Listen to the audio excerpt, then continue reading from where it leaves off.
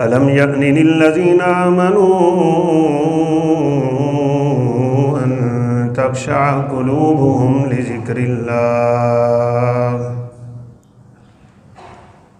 وقال النبي صلى الله عليه وسلم التقوى هاهنا ويشير إلى صدره 3 مرات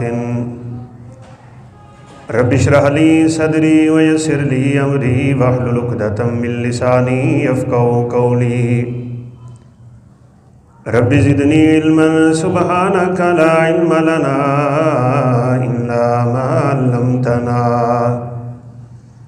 إنك أنت العليم الحكيم۔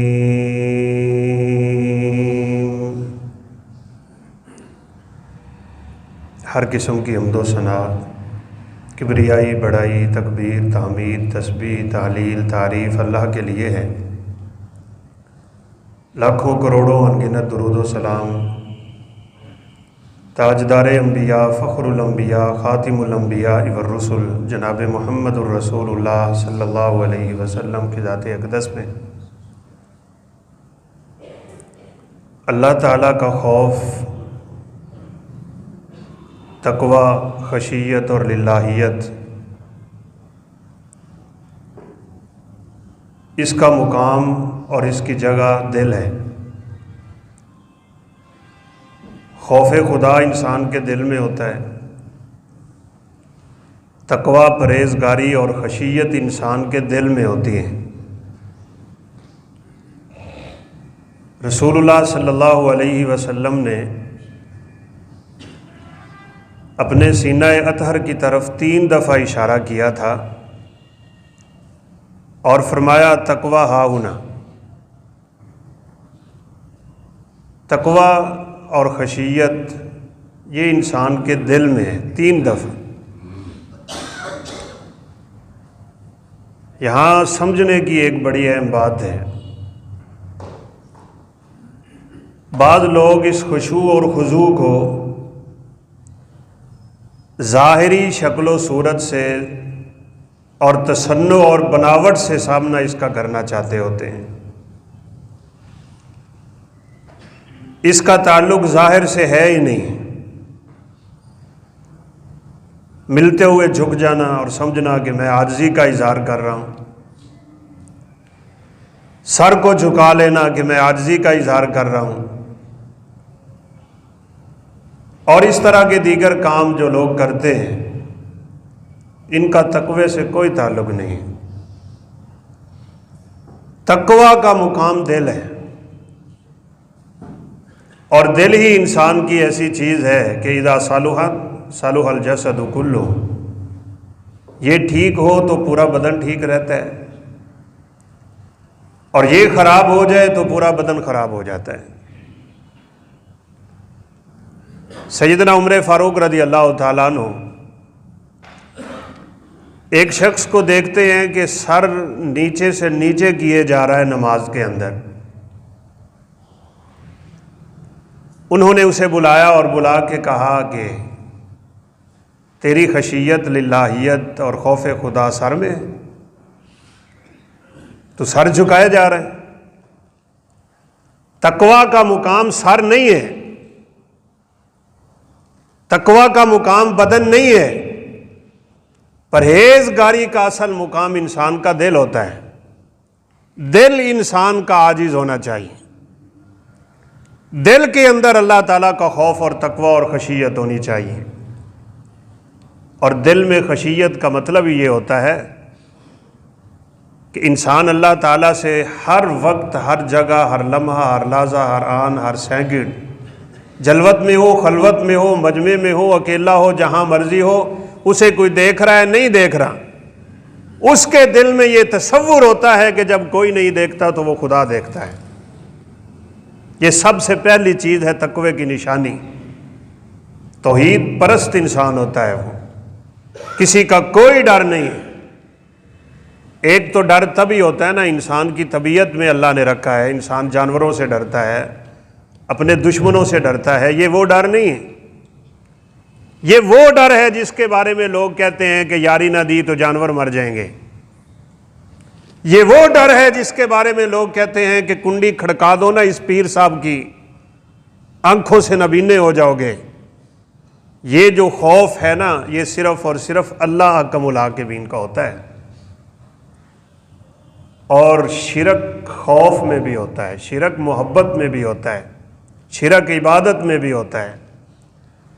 تو تقوی کا مقام بدن نہیں ہے، اور یہ بھی یاد رکھیے گا اس کے بغیر میرا اور آپ کا چارہ بھی نہیں ہے۔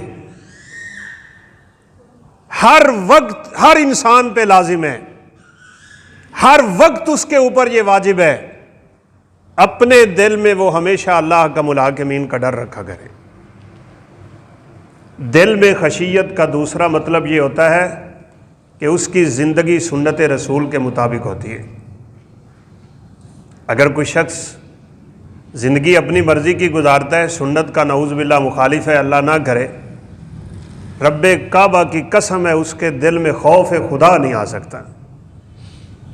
یہ لازمی و ملزوم چیزیں ہیں، یہ سنت رسول سے تہی دامن ہے، وہ جان چھڑائی ہوئی ہے اس نے سنت رسول سے، اور ملتے ہوئے پگڑی باندھ کے بڑی لمبی چوڑی یوں کر کے گٹے گوڈے پہ ہاتھ رکھ کے سمجھتے ہیں کہ ہم بڑے باادب ہیں، ہم بڑے عاجز اور انکساری والے ہیں، اور یہ وابی تو اکڑ اکڑ کے ملتے ہیں، یہ نعوذ باللہ گستاخ ہیں۔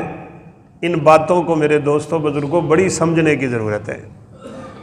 اگر میرا اور آپ کا دل متقی ہے نا، دل پرہیزگار ہے، خوف دل میں ہے، خشیت دل میں ہے، تو میرے اور آپ کے بدن پہ آٹومیٹکلی طور پہ اس کا اظہار اللہ خود کروا دیتے ہیں، لازمی نتیجہ ہے۔ اور جو بات میں آپ سے کر رہا ہوں کہ اصل پرہیزگاری، اصل تقوی اللہ احکم الحاکمین کی نگرانی کے بعد یہ ہے کہ انسان سنت رسول کا پابند ہو۔ اس کی دلیل موجود ہے، اور یہ باتیں انتہائی قابل غور ہیں، قابل فکر ہیں۔ رسول اللہ صلی اللہ علیہ وسلم کی مجلس میں بڑے بڑے سردار بیٹھے ہیں، مکے کے سردار ہیں، قریش کے سردار ہیں۔ عبداللہ بن ام مکتوم رضی اللہ تعالیٰ عنہ نبینے صحابی آپ کی خدمت میں حاضر ہوئے، اور حاضر ہوتے ہی آپ سے ایک سوال کریں گے۔ آپ صلی اللہ علیہ وسلم نے ان کی بات کی طرف توجہ نہیں کی، کیونکہ آپ کو مکے کے سرداروں نے کہا ہوا تھا جب ہم آپ کی مجلس میں ہونا تو اس طرح کے لوگوں کو اپنی مجلس میں بلایا نہ کریں۔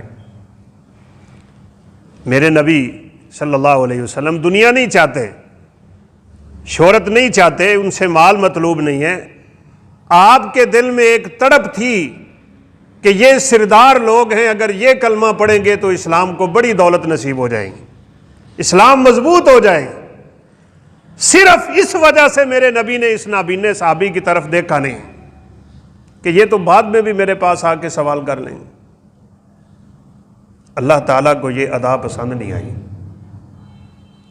عبس وتولیٰ، آپ نے ماتھے پہ تیوری چڑھائی اور منہ پھیر لیا۔ آپ کے الفاظ شاید ترجمے میں ہو سکتے ہیں، قرآن میں نہیں ہے ویسے۔ عبس وتولیٰ، اس نے ماتھے پہ تیوری چڑھائی اور اپنا چہرہ بدلا۔ ان جاءہ الاعمیٰ، اس لیے کہ ایک نابینا آیا تھا۔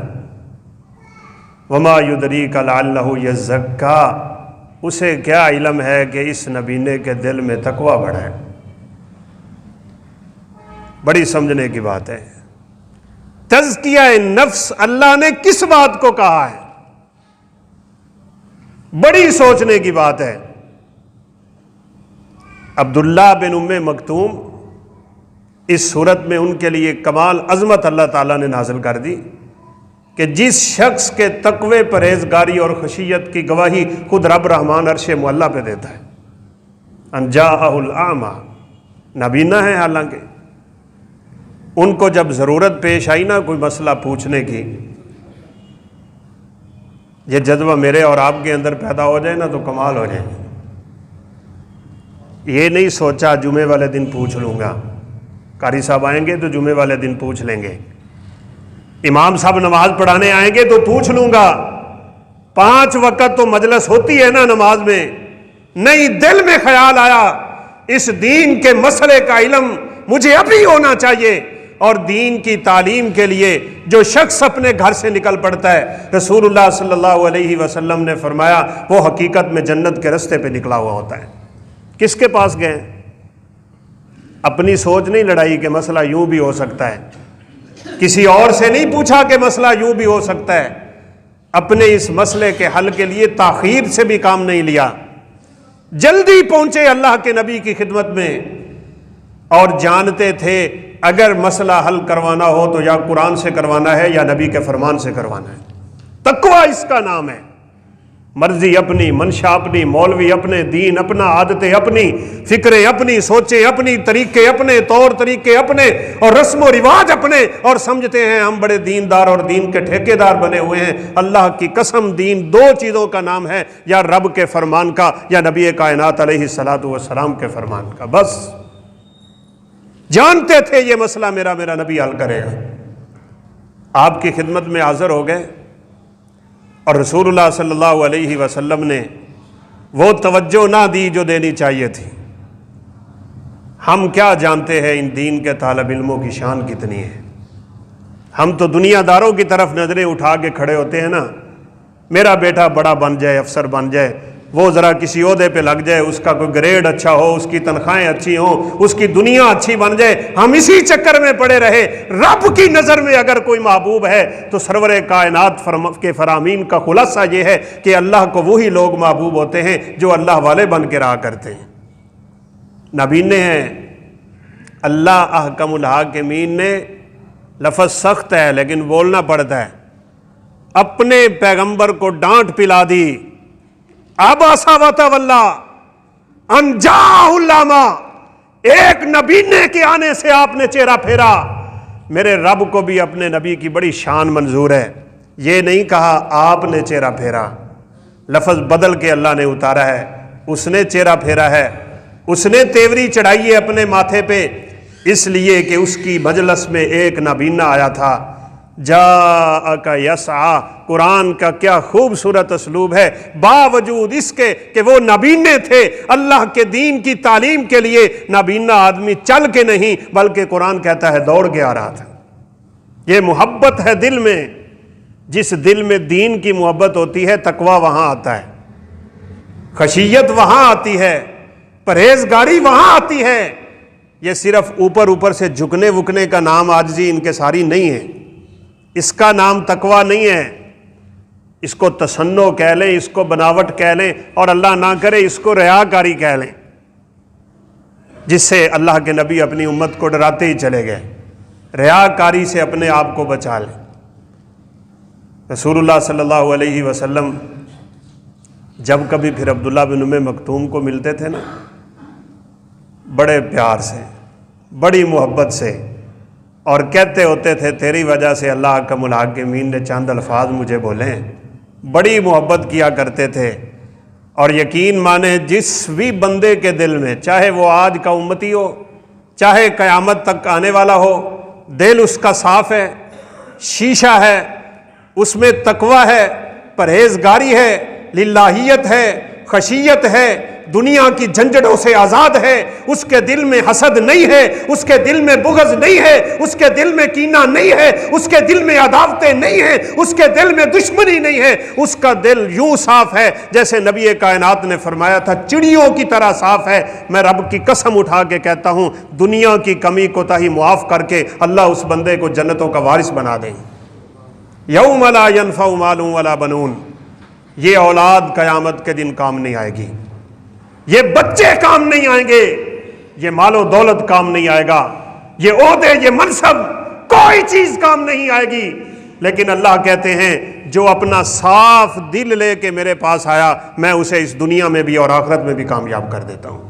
اور یہی وجہ ہے اللہ نے ان کو شانیں ویسے نہیں دے دی۔ ایک دفعہ صحابہ کی مجلس میں، یہاں تو ایک عبداللہ بن ام مکتوم کی بات ہے، کئی صحابہ ہیں اور ادھر سے وہی سردار آ رہے ہیں، تو رسول کائنات علیہ الصلوۃ والسلام کے دل میں تھوڑا سا خیال پیدا ہوا تھا کہ کاش ان کے آنے سے پہلے پہلے یہ اٹھ جائیں، تاکہ وہ جو چاہتے ہیں کہ ان کی مجلس میں انہی جیسے لوگ ہوں، یہ دنیا دار جو ہوتے ہیں نا، صرف جو دین والے بندے کو اپنے سے بڑا ہیچ اور نیچ سمجھ رہے ہوتے ہیں، ان بیچاروں کو کیا پتا جب یہ اوپر جائیں گے اپنے رب کے پاس تو ان کی عزتیں کتنی ہوں گی، ان کی رفعتیں کتنی ہوں گی۔ آپ صلی اللہ علیہ وسلم نے دل میں تھوڑا سا خیال لائے، آسمان سے قرآن اترا ہے، وَلَا تَطْرُدِ الَّذِينَ يَدْعُونَ رَبَّهُمْ بِالْغَدَاةِ وَالْعَشِيِّ۔ ان لوگوں کو آپ اپنی مجلس سے دور کرنا چاہتے ہیں جن کی زندگی بھر کی کمائی ہی یہ ہے کہ وہ اپنے رب کو راضی کرنے پہ ہی لگے رہتے ہیں، بس جانیں دیتے ہیں، یہ مال دیتے ہیں، اولادیں دیتے ہیں، گھر بار چھوڑا ہے، انہوں نے ہجرتیں کی ہیں، انہوں نے وطن چھوڑے، سب کچھ چھوڑ کے یہ جس رب کے لیے نکلے ہوئے ہیں، آپ ان کو چھوڑ کے ان کے پیچھے جانا چاہ رہے ہیں جن کو دنیا کی دولت نے اندھا کر رکھا ہے، اور دنیا کی دولت اور مستی میں جا کے وہ اپنے رب کو بھلائے بیٹھے ہیں۔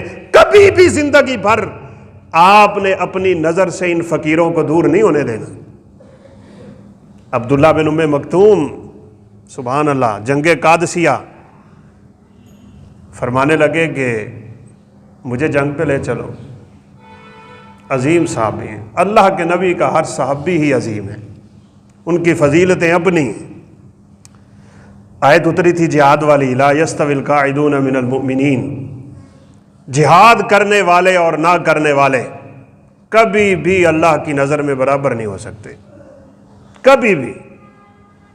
آیت اتری، عبداللہ بن ام مکتوم پریشان ہو گئے، دوڑ کے اللہ کے نبی کی خدمت میں آ گئے، کہا یہ آیت اتر آئی ہے کہ جہاد کرنے والے اور نہ کرنے والے کبھی اللہ کے ہاں برابر نہیں ہیں، میں تو نبینا ہوں، میں کیسے جہاد پہ جا سکتا ہوں؟ نظریں اللہ نے میری لی ہوئی ہیں، میرا کیا قصور ہے؟ اور اللہ کے نبی نے کیا خوب فرمایا کہ اللہ جس کی دو کریم چیزیں، عزت والی چیزیں یعنی آنکھیں لے لیتا ہے، اس کا پھر بدلہ یہ ہے کہ اللہ اسے جنت عطا کیا کرتے ہیں۔ ایک بچہ تھا نابینا، اس کی آنکھیں پہلے ٹھیک تھی تو چلی گئیں، تو ایک دوست کہا کرتے تھے یار تینوں ایک کے بڑا افسوس ہوں ہے، تجھے اللہ نے نظریں دی تھیں لے لی۔ تو وہ تھا چھوٹا، تو وہ بڑے غصے میں آ کے کہا کرتا تھا میرے ساتھ اس طرح کی بات نہ کیا کریں کہ افسوس ہوتا ہے۔ افسوس کیوں ہوگا؟ اللہ نے میری آنکھیں لے کے مجھے جنت کا وارث نہیں بنا دیا ہوا، افسوس کس بات کا؟ کامیابی تو وہ ہے جو شخص آخرت کے دن کامیاب ہو گیا، بس۔ ادھر اللہ کے نبی کے پاس دوڑ کے آئے، ان کی شان کے کیا کہنے، اللہ نے اسی آیت کو دوبارہ نئے الفاظ کے ساتھ نازل فرما دیا، لا یستوی القاعدون من المؤمنین والمہاجرین، لا یستوی القاعدون من المؤمنین غیر اولی الضرر، جن کی آنکھیں نہیں ہیں، جو مجبور ہیں، ان کے علاوہ کی بات ہے، ان کی تو مجبوری ہے، اللہ ان کو گھر بیٹھے ہی جہاد کا اجر عطا فرمائے گا، ان کی نیتیں خالص ہیں۔ لیکن اللہ کو کیا منظور تھا؟ قادسیہ کی جنگ ہونے لگی، عبداللہ بن ام مکتوم مطالبہ کرنے لگ گئے، کہا میں نے جہاد پہ جانا ہے، دل میں تقویٰ، اس کا انعام دنیا میں بھی اور آخرت میں بھی بڑا ہوتا ہے۔ ساتھی کہنے لگے آپ نابینے ہیں، آپ کیا کریں گے جنگ پہ جا کے؟ سوچ میں پڑ گئے کہ بات تو ٹھیک ہے، لیکن ایک دم پلٹ کے کہنے لگے مجھے جہاد پہ ساتھ لے کے چلو، جھنڈا میرے ہاتھ میں تھما دینا، جب تک میرے خون کا آخری قطرہ نہیں گرے گا میں جھنڈا ہٹنے نہیں دوں گا اپنے ہاتھ سے۔ اترے پھر میدان جنگ میں، اس نابینے صحابی نے اپنے ہاتھ میں قادسیہ کا جھنڈا رکھا، جسم لہو لہو، جسم چھلنی چھلنی، بدن سے خون کے فوارے نکلتے رہے، لیکن عبداللہ بن ام مکتوم اس اسلام کے جھنڈے کی فتح کے لیے ہاتھ میں جھنڈا پکڑ کے کھڑے رہے، وہیں پہ اللہ نے انہیں شہادتیں عطا کی، اور پھر انہی لوگوں کی برکتیں ہیں کہ اللہ نے قادسیہ کی فتح بھی نصیب فرما دی تھی۔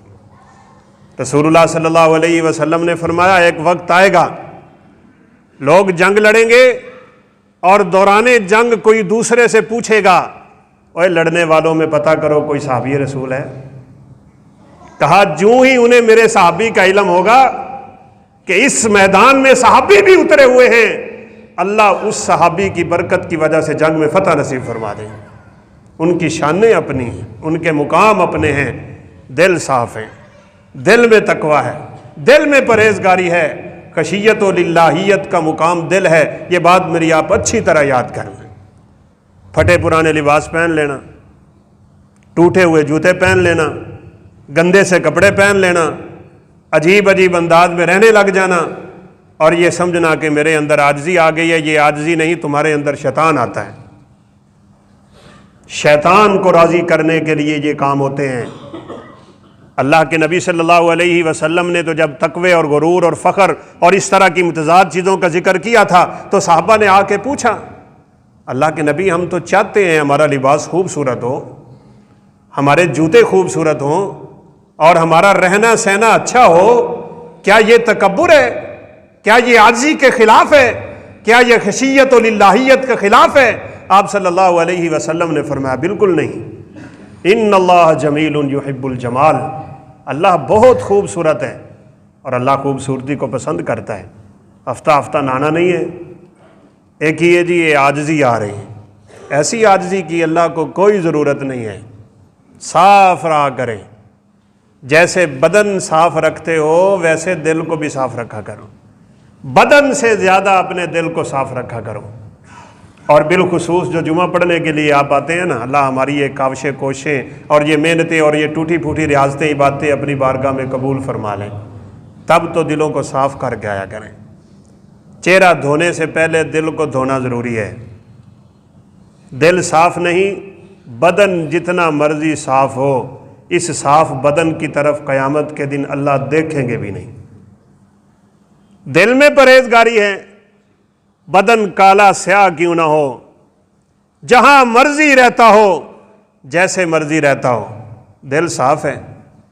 اور ایک حدیث ہے، ویسے اس طرح کی حدیثیں بعض دفعہ بیان کرنے کو دل نہیں کرتا، لوگ پہلے ہی بدعملی کی طرف بڑے جھکے ہوئے ہوتے ہیں اور اوپر سے ان کو دلیلیں مل جاتی ہیں، لیکن اللہ کے نبی کا فرمان ہے جس بندے کا دل صاف ہو گیا، ایمان اس کے دل میں قرار پکڑ گیا، اس سے اگر گناہ ہو جائے تو ایمان کا لازمی نتیجہ ہے وہ توبہ کرتا ہے، اس سے پھر گناہ ہو جاتا ہے، ایمان کا لازمی نتیجہ ہے وہ پھر توبہ کرتا ہے، اس سے پھر گناہ ہوتا ہے وہ پھر توبہ کرتا ہے، اسے پتہ ہے میرا رب میری توبہ کو قبول کرنے والا ہے، اس حالت میں گزر رہا ہوتا ہے تو نبی کائنات علیہ السلام نے فرمایا اللہ احکم الحاکمین اس کو کہہ دیتے ہیں میرے بندے تو جس طرح کی مرضی زندگی گزار، میں نے تجھے ہمیشہ کے لیے معاف کر دی، جس طرح کی مرضی یہ نہیں ہے کہ وہ گناہوں میں چلا جائے گا، اس کے دل میں ایمان ہے،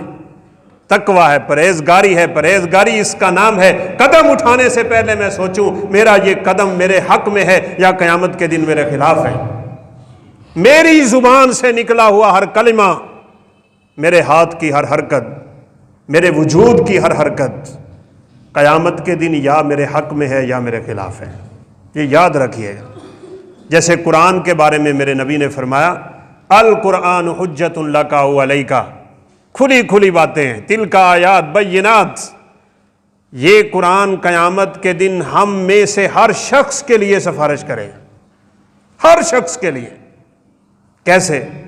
حجت لک او علیک، یا میرے حق میں یا میرے خلاف، کرے گا ضرور، یہ یاد رکھیے گا۔ یہ نہیں ہے قاری صاحب نے پڑھ لیا، حافظ صاحب ہو گئے، حافظ صاحب نے پڑھا تو ان کے حق میں سفارش کر دی اور حافظ صاحب شانے پا گئے اور میری اور آپ کی جان چھوٹ جائے گی، نہیں چھوٹے گی۔ قرآن یا میرے حق میں گواہی دے گا قیامت کے دن یا قرآن میرے خلاف گواہی دے گا قیامت کے دن۔ پڑھتا ہے، سمجھتا ہے، توجہ کرتا ہے، غور و فکر ہے، دل لگا ہوا ہے تلاوت میں اور قرآن میں اور ذکر الہی میں، تو قرآن حق میں سفارش کر دے گا، اور اگر اس سے منہ موڑا ہوا ہے قرآن اس شخص کے خلاف گواہی دے گا۔ وقال الرسول یا ربی ان قوم اتخذوا ھذا القرآن مہجورا، رسول بھی بول اٹھیں گے یا اللہ یہ وہ بندہ ہے جس نے تیرے قرآن کو چھوڑا ہوا تھا۔ تو دل سے لگائیے، دل سے عبادتیں کریے، دل سے نماز پڑھیے، دل سے تلاوت کیجئے، دل سے رب کو یاد کیجئے، دل سے استغفار کیجئے، دل کی دنیا کو بدلنے کی کوشش کیجئے، دنیا کے جھنجھٹ سے آزاد کروائیے، میل کچیل سے آزاد کروائیے۔ بدن کی بیماری پہ بڑی دوائیاں لیتے ہو، کبھی دل کی بیماری کی بھی دوا لی ہے؟ یہ دوا یہاں سے نہیں ملتی، یہ دوا ملتی ہے تو رب کے رحمان اللہ کے قرآن سے اور نبی کے فرمان سے ملتی۔ یہ روحانی بیماریاں جو انسان کو لگ جاتی ہیں نا، روح اوپر سے آئی ہے، بدن نیچے سے آیا ہے۔ بدن کی غذا اللہ نیچے سے اتارتے ہیں، روح کی غذا آسمان سے اتارتے ہیں۔ ذکر کیا کرو، قرآن کی تلاوت کیا کرو، فکر میں پڑ جایا کرو، اور یہ باتیں کئی دفعہ کر چکا ہوں۔ اگر کوئی بندہ آخرت کی فکر میں لگ جائے، یہ نہیں آخرت کا مطلب ہے کہ دنیا سے کنارہ کشی کر لے، دنیا کا کام ہی نہ کرے اور بالکل راہبوں کسی زندگی گزارنے کے لیے جنگلوں میں نکل جائے اور پیر مستانہ بن کے بیٹھا ہے، کوئی کام نہیں، کوئی کاج نہیں، لوگوں کے نذرانے کھا رہا ہے اور سمجھتا ہے کہ بس میں تو اللہ والا ہو چکا ہوں۔ یہ کوئی اسلام کی تعلیمات نہیں ہے۔ وَرَهْبَانِيَّةً ابْتَدَعُوهَا مَا كَتَبْنَاهَا عَلَيْهِمْ، اللہ فرماتے ہیں یہ چیز تو ہم نے نازل ہی نہیں کی تھی، انہوں نے خود اپنے اوپر ضروری کر لی اور چھوڑ کے جنگلوں کو نکل گئے اور سمجھتے ہیں ہم اکیلے اپنے رب کو راضی کرتے پھرتے ہیں۔ یہ نہیں۔ وَلَا تَنْسَ نَصِيبَكَ مِنَ الدُّنْيَا، دنیا سے کنارہ کشی نہ کرو۔ یہاں اللہ نے مجھے بھیجا ہے، آپ کو بھیجا ہے، دنیا میں نے گزارنی ہے، آپ نے بھی گزارنی ہے، لیکن دنیا میں انسان کو اتنا غرق اور مستغرق نہیں ہونا چاہیے کہ وہ اپنے رب کو بھول بیٹھے۔ دنیا سے آخرت نہیں روکتی، لیکن جس بندے کی فکریں آخرت بن جاتی ہیں نا، نبی صلی اللہ علیہ وسلم نے فرمایا اللہ اس کے دنیا کے سارے کام خود سدھار دیتا ہے۔ آج کل سب لوگوں کو رزق کی فکر پڑی ہوئی ہوتی ہے، ہر بندہ پریشان ہے رزق کی وجہ سے یا پھر اولاد کی وجہ سے۔ آپ بھول گئے سیدنا خبیب رضی اللہ تعالیٰ عنہ، 10 بندوں کا قافلہ نکلا ہے اور نبی کریم صلی اللہ علیہ وسلم ان کو بھیجا تھا مدینے کی خبر لینے کے لیے کہ پتہ کرو مدینے کے ارد گرد کوئی دشمن حرکت تو نہیں کر رہا۔ 10 بندوں کا قافلہ ہے اور بیچارے دشمن کے نرغے میں آ گئے، 70 کی تعداد میں تھے غالباً، اور ان کے پاس پورا اسلحہ ہے، پوری تیاری ہے۔ یہ افراد اوپر پہاڑ پہ چڑھ گئے، بخاری شریف کی یہ طویل روایت ہے۔ سیدنا خبیب رضی اللہ تعالیٰ عنہ نے جنگ بدر میں مارا تھا ایک بندہ حارث کا، کچھ وہاں پہ لڑتے لڑتے شہید ہو گئے، اور 3 صحابہ جو تھے ان میں ایک یہ بھی تھے، یہ دشمن کے ہاتھ آ گئے۔ ایک نے تو کہا میں تمہارے ساتھ نہیں جاؤں گا، گھسٹتے رہے، آخر ان کو شہید کر دیا گیا۔ ان دونوں کو لے جا کے انہوں نے مکہ میں بیچ دیا اور ان کو انہی کے ہاتھ میں بیچا جن کا جنگ بدر میں بندہ مارا ہوا تھا۔ انہوں نے قید کر دیا، ہاتھ باندھ دیے، پاؤں باندھ دیے، کوٹھڑی بند ہے، کوئی پوچھنے والا نہیں ہے۔ گھر کی مالکن کہتی ہے میں نے دروازے کے سوراخ سے یوں آنکھ لگا کے دیکھا، یہ بندھے ہوئے ہاتھ، یہ پیروں کی بیڑیاں، یہ جکڑا ہوا بدن، یہ کب تک زندہ رہ سکتا ہے کھائے پیے بغیر؟ لیکن دیکھ کے میری حیرت کی انتہا نہ رہی، جکڑے ہوئے ہاتھوں میں نے کیا دیکھا کہ اس کے منہ میں جنت سے پھل آ رہا ہے، وہ جنت کے میوے کھا رہا ہے۔ ہمارے ایمان کمزور ہوئے، ہمارے گھر سے رزق اور رزق کی برکتیں اٹھ گئیں۔ ان کے ایمان مضبوط تھے، انہیں دنیا پہ بھروسہ نہ تھا، وہ رب کو رزاق ماننے والے تھے، انہیں پتا تھا رزق زمین سے نہیں آتا، رزق آسمان سے آتا ہے۔ یہ ہماری سوچیں بن گئی، کوئی سمجھ رہا ہے کہ میری زمین رزق دے رہی ہے، کوئی سمجھ رہا ہے میری دکان رزق دے رہی ہے، کوئی سمجھ رہا ہے میری کاریگری بڑی ہے، میرا ہنر بڑا ہے، مجھے کام کرنے کا طریقہ بڑا ہے، اور میرے پاس بڑے بڑے طور اور طریقے ہیں، میرے ملازم بڑے کام کرنے والے ہیں۔ وہ ساری سوچیں تیری غلط ہیں۔ رازق اوپر بیٹھا ہے، اس نے میرے اور تیرے نصیب میں ماں کے پیٹ میں لکھا تھا اس نے کیا کھانا ہے، وہ رزق تیرے نصیب میں آئے گا ہی آئے گا۔ خباب رضی اللہ تعالیٰ عنہ کے بارے میں بیٹھ کے مشورہ کرنے لگے، اور آخر مشورہ یہی ہوا کہ ان کو سولی پہ لٹکا دو۔ اس دور کی سولی یہ نہیں تھی کہ گلے میں پھندا ڈال کے لٹکا دیا جاتا تھا اور روح پرواز کر جاتی تھی۔ 2 لکڑیاں لاتے، ایک سیدھی ایک چوڑائی میں، ہاتھ بچھا کے ہاتھوں میں سوراخ کر کے کیل کاٹتے، رسوں سے باندھتے، پورے وجود کو لکڑی زمین میں گاڑ کے دور سے کھڑے ہو کے نیزے اور برچھیاں اور تیر کے وار کیا کرتے تھے، اور یوں زخم کھا کھا کے وہ بندہ اس دنیا سے رخصت ہوا کرتا تھا۔ لیکن ان بیچاروں کو کیا پتا، شہید جب رب کے لیے اپنی جان پیش کر رہا ہوتا ہے، نبی صلی اللہ علیہ وسلم نے فرمایا اسے چیونٹی کے کاٹنے جتنی بھی تکلیف نہیں ہوتی ہے، چیونٹی کے کاٹنے جتنی بھی۔ لیکن مانتا کون ہے؟ صرف وہی مانے گا جس کا ایمان مضبوط ہے۔ سولی پہ لٹکے تیر برسنے لگے تو ان کی آنکھوں میں آنسو آ گئے، کہا تیر روکو، لگتا ہے یہ موت سے ڈر گئے ہیں۔ یہ چیز ہمیں بتلاتی ہے تقویٰ کیا ہوتا ہے۔ تقویٰ رب کا خوف بھی ہے اور تقویٰ رب پہ امید بھی ہے۔ یہ بات میں نے اس لیے کر دی کہ آج میں بڑے بڑے ملا اور صوفیاء وہ کہتے ہیں کہ جنت کے لالچ میں عبادت نہیں کرنی چاہیے اور جہنم کے خوف سے عبادت نہیں کرنی چاہیے، فنا فی اللہ کی تہ میں بقا کا راز مضمر ہے، بس اللہ دے وچ ڈوب جاؤ، نعوذ باللہ۔ ان کے عقیدے ہی اتنے گندے ہو گئے، اللہ ان میں ہے، وہ اللہ میں ہے، ہر چیز ان کے ہاں اللہ ہے، یہ اللہ ہو کا یہی مطلب ہے۔ یہ ہو کا مطلب وہ بھی اللہ، وہ بھی اللہ، یہ ابن عربی کا پھیلایا ہوا فاسد اور بد عقیدہ تھا۔ اس نحوس سے کسی نے پوچھا تھا وہ جو کتا جا رہا ہے اس میں بھی اللہ ہے؟ اس بدبخت نے کہا ہاں اس میں بھی اللہ ہے۔ آج وہی اللہ ہو کی آوازیں لگتے نہیں ہیں آپ کے سپیکروں میں؟ ان سے جا کے پوچھ لو، ان کو پتہ بھی نہیں ہوگا اللہ کا معنی کیا ہے۔ ایسی اندھی تقلید آ گئی اس امت میں اور ایسے اندھے طریقے آ گئے اس امت میں، یہ بھی پتہ نہیں چلتا کہ میں اپنی کلام سے اپنے رب کی گستاخی کر رہا ہوں۔ اور ایک لکھنے والے نے لکھا ہے اپنی کتاب میں، میرے پیر صاحب واش روم میں جاتے ہیں تو ان کو وہاں بھی اللہ کا نور نظر آتا ہے۔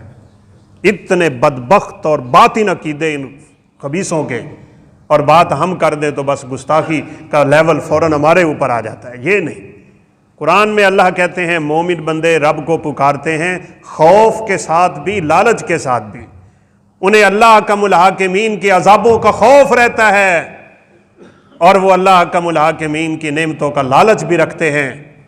رب سے ڈرنے کا یہ مطلب نہیں ہے کہ انسان کے دل میں خوف ہی نہ ہونا چاہیے اور انسان کے دل میں لالچ نہیں ہونا چاہیے۔ وہ کہتے ہیں جی ہم تو صرف اللہ کے لیے کرتے ہیں۔ یہ تمہاری اصطلاحیں اور یہ تمہارے نظریات یہ اسلام کے سراسر مخالف ہیں۔ میرے صحابہ کی یہ شان ہے، اللہ اکبر۔ جب یہ آیت اتری تھی نا والذین یؤتون ما اتوا وقلوبہم وجلہ، وہ اللہ کو دیتے ہیں اور دے کے بھی ان کے دل ڈرتے رہتے ہیں کہ پتہ نہیں ہمارا یہ صدقہ قبول بھی ہوا ہے کہ نہیں ہوا۔ لوگ تو گناہوں سے ڈرتے ہیں نا، صحابہ نیکیاں کر کے اس بات سے ڈرتے تھے کہ نہ جانے قبول بھی ہوئی ہے یا نہیں ہوئی۔ یہ کمال تقویٰ ہے، کمال تقویٰ۔ ہم تھوڑی سی نیکی کر کے اپنے ہی اندر خوش ہو جاتے ہیں میں نے بڑا مار کا مار لیا۔ آپ صلی اللہ علیہ وسلم کی صحابیہ آپ کی خدمت میں حاضر ہوگی اور آ کے کہنے لگی کہ میرا بیٹا شہید ہو گیا ہے۔ اللہ اکبر، بوڑھی ہوں، کمزور ہوں، ضعیف ہوں، حاجت مند ہوں، ضرورت مند ہوں، کوئی نہیں ہے میرا سہارا، میں اس بچے کی محتاج تھی، اس نے مجھ سے جہاد کی اجازت مانگی، میں نے دے دی، میرا بیٹا شہید ہو گیا ہے، محتاج تو اب میں اس سے بھی زیادہ ہو گئی ہوں، لیکن آپ سے یہ پوچھنے آئی ہوں میرے بیٹے کی شہادت قبول ہوئی ہے یا نہیں ہوئی۔ وہ نیکیاں کر کے بھی ڈرتے ہیں قبول ہوتی ہے کہ نہیں ہوتی۔ اور یہاں تو اللہ معاف فرمائے ہماری یہ حالت ہو گئی، ہم گناہ کر کے بھی نہیں ڈرتے، اتنے بے پرواہ اور لاپرواہ اور رب کے عذابوں سے بے فکر ہو گئے، اور اپنی آخرت اور عاقبت سے، اپنی موت اور حشر سے، اپنے نشر اور قبر سے، پل صراط اور میزان سے، اللہ کے سامنے کھڑے ہونے سے، اپنی زندگی کا حساب دینے سے آج لوگ اتنے بیزار ہو گئے اور اتنے بے قرار ہو گئے، انہیں یہی پتہ نہیں چل رہا کہ کل قیامت کے دن سب سے پہلے ہم نے اپنے رب کے سامنے کھڑے ہونا ہے۔ وَلِمَنْ خَافَ مَقَامَ رَبِّهِ جَنَّتَانِ، کون جانتا ہے مقام رب کو؟ اللہ اکبر۔ وما قدر اللہ حق کا قدری، لوگ اپنے رب کی قدر نہیں کرتے۔